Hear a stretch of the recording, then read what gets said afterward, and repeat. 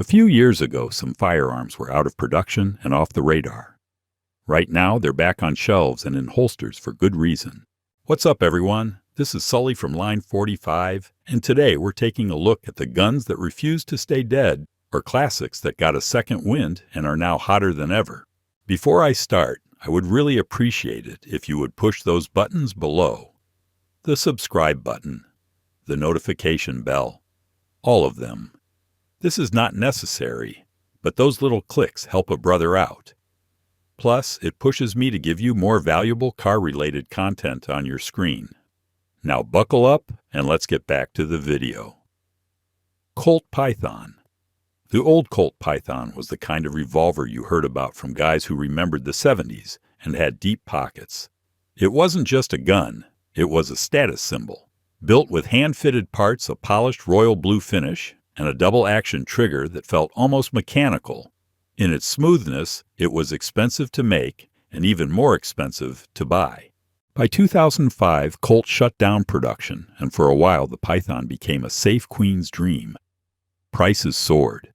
Originals went for $3,000 and up, and it seemed like this revolver was permanently part of the past. Then Colt brought it back in 2020, and I had to try it. The new Python isn't a carbon copy. It's better in a lot of ways. Built from stronger stainless steel, the frame is beefed up at the top strap and around the rear sight to handle .357 Magnum loads without cracking, as some older models did. They reworked the internals, smoothing out the trigger while reducing the stacking that even some of the classics had. The result is a trigger pull that's clean, predictable, and still very much Python. It comes in 4.25 and 6-inch versions. Both shoot flat and soak up recoil thanks to the full underlug barrel and solid 42-ounce build. The checkered walnut grips feel right in the hand, and the sights, which are adjustable in the rear and pinned in the front, are modern but respectful to the original. This isn't just a reissue. It's a revival that gave new shooters a chance to own a Python they didn't have to baby. Let's move to another pistol with a serious heritage that found its way back into the spotlight. Walther PPK. The Walther PPK always had this weird place in the gun world. You'd see it in movies, hear guys talk about it at the range, but actually getting your hands on a legit new one was a different story. Once Smith & Wesson wrapped up their U.S. production, the PPK just faded. No new models, no easy access, and unless you were hunting auction sites or chasing old stock, you were out of luck. It felt like the end of the road for a gun that had been around since the 1930s. Then in 2019, Walther brought it back. America made proper PPK and PPKS models out of Fort Smith, Arkansas. These weren't museum pieces either. They were made to shoot. All steel frame, stainless or black finish, and that fixed barrel design that gives it way more accuracy than you'd expect from a 3.3-inch barrel. The double action pull is a bit long, but the single action breaks clean, and that slide-mounted decocker is classic Walther. It fits 6 or 7 rounds of .30 ACP, depending on the version, and the slim grip with those black checkered panels still gives it that iconic look. I carry striker guns like everyone else, but the PPK feels different. It's not chasing trends. It's a carry pistol that leans into craftsmanship. It's small, heavy enough to shoot well, and still has a presence. You're paying around $850, and yeah, it's worth every penny if you appreciate a pistol that stayed true to itself. Let's move from European elegance to Glock workhorses that mesmerize shooters for decades. Glock 21 SF, Glock 20. The Glock 21 SF and Glock 20 were never the poster boys of the catalog, but they earned a following from folks who needed real power in a no-nonsense package. I picked up a G21 SF years ago because I wanted a .45 that wasn't built like a boat anchor. 13 rounds of .45 ACP in a polymer frame that actually fits your hand. That's hard to beat. The SF version trims down the grip just enough to feel more natural, especially for guys like me who aren't built like gorillas. The G21 SF uses a 4.61-inch barrel Glock standard safe action system and that classic Gen 3 frame. It's soft shooting for a .45 and runs forever if you feed it halfway decent ammo. Mine has digested everything from steel-cased balls to 230 grain plus P without a hiccup. It's not pretty, but it works every time, and that's what sold me. The Glock 20, on the other hand, is a different animal. Full-size 10mm auto 15+1 capacity. You feel it in your hands, and when it goes off, it's not unmanageable. That heavier slide and dual recoil spring setup really tamed the full power loads. Guys use them in the woods for black bear protection, and it's not just hype. It delivers. Both of these pistols had a quiet stretch when everything was about micro compacts and 9mm. Now they're back in the spotlight because shooters are remembering what they're really for hard use, big rounds, and simple reliability. Let's move on to a true steel classic that disappeared for a while, but came roaring back. Browning High Power. The Browning High Power always had a unique feel in the hand. Slim grip, perfect weight balance, and a mechanical snap to the trigger that set it apart from the crowd. When FN discontinued it in 2018, I figured that was it. Another classic was shelved left to collectors and gun shows, but the demand never went away. Every time I took mine to the range, someone would ask where they could get one. Not a clone, not a knockoff, but something real. So when Springfield dropped the SA-35 in 2021, I knew we were watching a serious comeback. Springfield didn't just copy it. They modernized the high power without losing the soul of the gun. It's still a 4.7-inch barrel, still all steel, still single action. But they dropped the magazine disconnect, tuned the hammer to reduce bite, and added a set of bold white dot sights. The SA-35 feeds from 15-round mags and runs smoothly. The checkered walnut grips and matte blued finish bring it all together. I paid just under $800, and it felt like I stole it. Then FN came back too.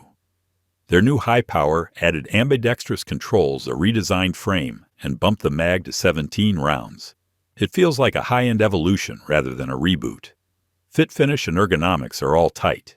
It's more polished, more modern, but still carries that high-power DNA. What makes this gun's comeback so strong is how it shoots. Pointability, reset, recoil, it all just flows. It reminds you why steel and single action still matter. Next up, Smith & Wesson Model 19. The Smith & Wesson Model 19 isn't just a revolver, it's a piece of American law enforcement history. You talk to any old-school cop who worked a beat in the 60s or 70s, and chances are they carried one. A 6-shot .357 Magnum. Built on the K-frame, it gave you magnum power without the bulk of the N-frame. I picked one up years ago at a gun show, original pin barrel and all, and it just felt right in the hand. Smooth trigger, perfect balance, easy to shoot. When Smith discontinued it, it felt like that whole era was gone. Then in 2018, they brought it back, and not just as a collector's item. They released a 4.25-inch and a 2.75-inch version, both with deep blued finishes, walnut grips, and modern internal upgrades. The new Model 19 uses a 2-piece barrel system for better lockup and accuracy, and the yoke and crane assembly are tighter and smoother than the older ones. The trigger pull feels familiar and the balance is still pure K-frame. It's chambered in. .357 Magnum holds 6 rounds and handles .38 Special just as comfortably. What stood out to me was how they respected the old feel without ignoring the improvements. The front sight is pinned and replaceable, and the rear is fully adjustable, just like the originals. Price runs close to $1,000, but it's worth it to hold something that bridges the gap between history and modern reliability. The Model 19 didn't come back for nostalgia. It came back because it still works and works well. Now let's step up the caliber and talk about a serious chunk of classic machinery. Marlin 1895, Marlin 336. The Marlin 1895 and 336 were nearly lost when Remington went under in 2020. Quality control had already taken a dive under Remington's management, and once the factory doors closed, it felt like the end for two of the most iconic lever-action rifles in American history. Then Ruger stepped in. They bought the Marlin brand, retooled the production process from the ground up, and in 2021 started rolling out a modern version of the 1895. that was cleaner, tighter, and better built than anything Marlin had made in years. The Marlin 1895 SBL is chambered in .45-70. Government built with a stainless steel receiver and a big loop lever. It comes with a 19-inch cold hammer forged barrel, a full-length tubular magazine holding 6+1 rounds, and a gray laminated hardwood stock with checkering and a solid rubber recoil pad. The rifle includes a factory-installed Picatinny rail and ghost ring rear sight, which makes it optic-ready right out of the box. The action is smooth, the fit and finish are spot on, and the barrel is threaded for a suppressor or muzzle brake. MSRP runs around $1,400, but they're flying off shelves fast. The Marlin 336 in .30-30 Winchester is following the same path. Ruger kept the spirit but tightened tolerances and brought it back as a classic woods rifle that's dead reliable and easy to shoot.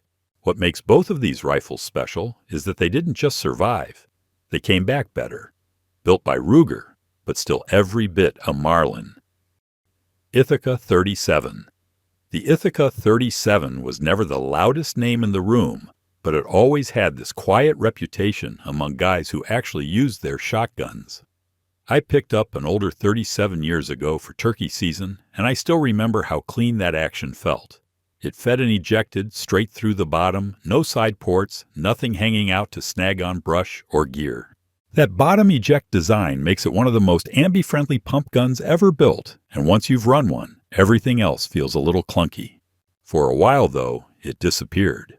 The original company changed hands, quality dipped, and production dried up. Then Ithaca Gun Company brought it back with modern tooling and old-school care. The newer Ithaca 37 Featherlight models are tight. Solid steel receivers machined from a single block walnut stocks with crisp checkering and clean blue finishes that actually reflect some pride in the build. They offer it in 12, 16, and 20 gauge with barrel options ranging from 20 to 28 inches. The 12 gauge weighs just under 7 pounds and holds 4+1 in the tube. What makes the modern version stand out isn't just nostalgia. It's how smooth the action is out of the box, how light it shoulders, and how that bottom eject design makes it clean to run from either side. It's not a bargain bin pump. It's a purpose-built gun for folks who want something a little different and built to last. The 37 didn't just come back. It came back sharper and more focused, and it's still one of the best pump designs you can put in your hands. Let's keep it rolling and head into the world of civilian subguns with one of the most anticipated reissues in recent memory. HK SP5. Every shooter I know who grew up watching action flicks wanted an MP5. The look, the sound, the way it ran. It became the standard for what a subgun should be. But unless you had deep pockets and a special occupational taxpayer license, it was out of reach. For decades, HK kept teasing the idea of a civilian version, but all we got were clones imports or weird half-measures. Then the SP5 dropped, and it was like the curtain finally lifted. I picked one up the week they hit shelves, and it was exactly what I hoped for. Built in Germany on the original HK tooling, the SP5 is a roller-delayed blowback 9mm pistol with an 8.86-inch barrel tri-lug muzzle and a fluted chamber that just runs. The welds are clean, the polymer feels bomb-proof, and the fit and finish are every bit what you'd expect from HK. It ships with two 30-round mags, a bungee sling that clips right into the rear QD mount, and the classic slimline forend. It's heavy for a 9mm sitting close to 6 pounds, but that mass soaks up recoil and makes it one of the softest shooting PCCs I've ever handled. You can dump a full mag fast and still stay on target. MSRP lands around $3,000, and yeah, it's a premium gun, but it's a real MP5. Not a look-alike, not a clone, the real thing. Let's close it out with one more legend that keeps showing up in American gun safes. Auto-Ordnance M1 Carbine. The M1 Carbine has always held a strange kind of respect. It's not a full-on battle rifle, and it's not a plinker, but it hits this sweet spot for shooters who value fast handling and lightweight control. I've taken mine through a few informal matches and plenty of range time, and there's just a rhythm to it that modern rifles don't quite capture. For a long time, if you wanted one, your best bet was hunting down a surplus model with questionable springs and a price tag that didn't match the condition. That's why Auto-Ordnance bringing the M1 Carbine back into production actually mattered. They stayed faithful to the wartime feel without cutting corners. The gun weighs about 5.4 pounds, uses the original short-stroke gas system, and cycles .30 carbine reliably. It's built with an 18-inch barrel parkerized steel and a walnut stock that actually looks and feels like it belongs on a rifle made to be carried all day. The flip-style rear sight is simple and fast, and the military-style single-stage trigger has that clean, deliberate break you want in a fast-handling rifle. With a 15-round detachable magazine and an overall length under 36 inches, the carbine is nimble. It feels made for movement. Whether you're working around brush or clearing a course, it points fast and shoots soft. Auto-Ordnance priced these right around $1,200, and while that's not cheap, it's a small price for a new production rifle that still holds on to real history.